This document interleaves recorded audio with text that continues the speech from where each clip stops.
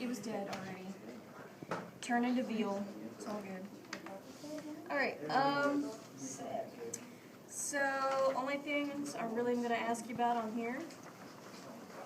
There we go. So this is the trachea. It's got the rings. You can kind of see them in there. There's little rings in the trachea. Trachea is going to come down. There we go. There we go. But it comes down and it splits into two big tubes, like you see up there on the board too. But this big one right here, that's a bronchi. So that's the first little branch in the lungs.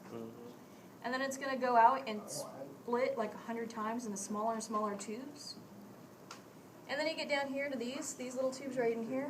Kind of see that circular, tiny circle there? That's a bronchiole. And it's going to branch down further into alveoli, which isn't on your sheet, but it should be. So I do expect you to know alveoli. Alveoli? Yes. The brachiole branches down to the alveoli? Yeah. Bronchi, bronchioles, alveoli. Alright. You can scratch out 8 and 9 and 10. I'm sure we're sick of ligament interiosum. 8?